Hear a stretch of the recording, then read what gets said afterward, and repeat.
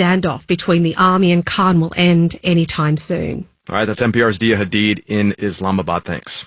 You're welcome, A.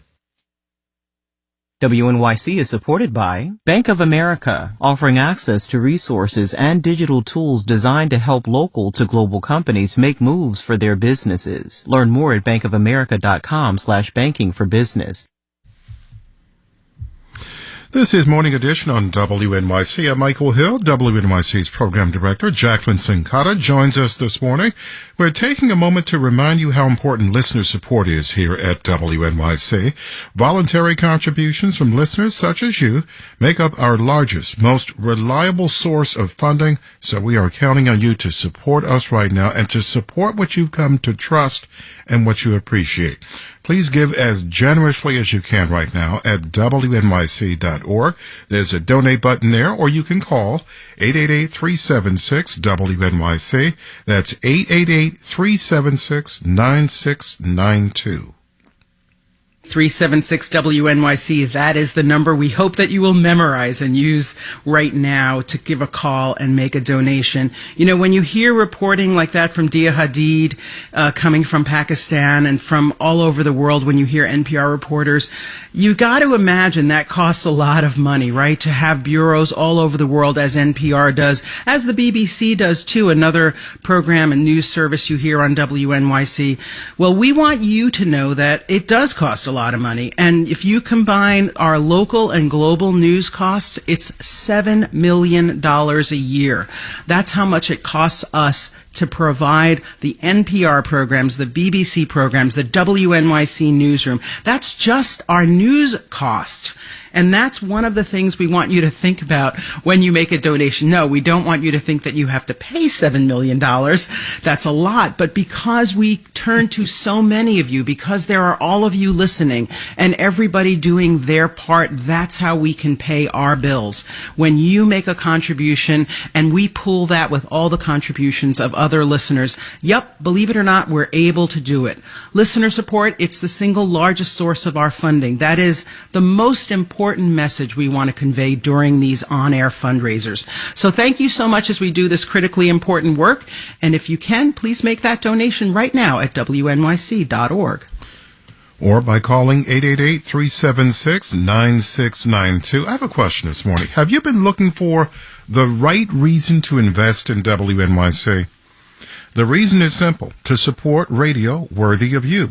We don't give you sound bites and call it a day, and we don't downplay a story because it's complex. As you heard there from Brittany Kriegstein's story, we don't simply give you the who, what, where, and when. We make the extra effort to give you the why. We ask tough questions and demand answers.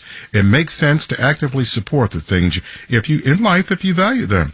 And that's why we're asking for your donation today. We know that you value WNYC. So please call 888-376-WNYC and pledge your support there, or go online to WNYC.org. Support radio that's worthy of you. And we want to let you know about our giveaway today. We have just until today, you have to get entered to win our getaway contest to the Mohawk Mountain House. This is going to be a 2-night stay for you and a guest at the lovely Mohawk Mountain House. It's just outside of New Paltz, New York, in Orange County.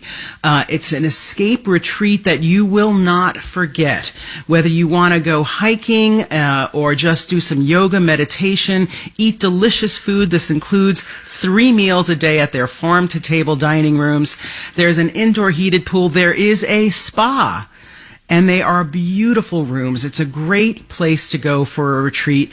If you've been thinking about wanting to get away, maybe make your contribution for WNYC right now and get your name entered into this giveaway. It's going to close out later today, so if you want to do that, please make the call now to 888-376-9692, and maybe you'll be the lucky winner of a 2-night stay at the Mohawk Mountain House. You can also make your pledge at WNYC.org, and thank you. Americans are opening up their wallets at casinos. Marketplace Morning Report is supported by Total Wine and More, where you can find a new favorite Chardonnay, sparkling wine, or tequila. Spirits not sold in Virginia and North Carolina. Drink responsibly. Be 21. And by UiPath, providing organizations the UiPath AI-powered business automation platform. More at uipath.com/marketplace. UiPath, the foundation of innovation. From Marketplace, I'm Nova Safo in for David Brancaccio. It's earnings season, and companies reporting first quarter results have so far generally managed to beat expectations, even those expectations were quite low. The gaming industry, meanwhile, is doing record business. Casino operator Wynn Resorts reported a 50% increase in revenues. MGM Resorts up 34%. In fact, new data from the American Gaming Association, the trade group for the legal gambling industry, shows revenues totaled almost $17 billion in just the first 3 months of the year. Marketplace's Henry Epp has more. The first full year of the pandemic was pretty rough for casinos, says Casey Clark at the American Gaming Association. But then in 2021, they set a revenue record, which was bested in 2022 with another record year. And now Q1 of 23 shows another quarterly record. One factor that might be drawing people into casinos, all of the advertising for online sports betting that seems to be everywhere these days. Rachel Volberg is a professor at UMass Amherst who studies the casino industry. It may have increased the amount of gambling that regular or heavy gamblers are doing. This uptick is happening even as Americans face a lot of economic uncertainty. But Leah Nauer, the director of the Center for Gambling Studies at Rutgers University, says that's not surprising. That's a time when revenue actually does go up because people mistakenly feel that gambling can be an income-generating activity. The risk, Nauer says, is that more people could develop gambling problems. I'm Henry Epp for Marketplace. And let's do the numbers. Investors are feeling cheerful this morning. The FTSE in London is up 0.5%. Dow, S&P, and NASDAQ futures are up in the 0.1 to 0.2% range, and the 10-year Treasury yield is up at 3.94%. President Biden is in Japan for a summit of the Group of 7 major economies. 2 countries which are not represented there, China and Russia, are expected to dominate the agenda.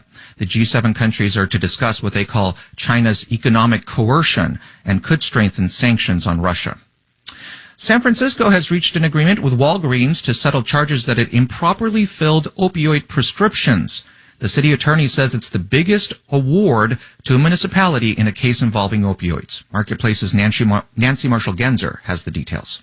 The $230 million settlement came after a federal judge said Walgreens, quote, substantially contributed to the opioid epidemic in San Francisco. San Francisco City Attorney David Chu says Walgreens didn't always check to be sure opioid prescriptions were legitimate.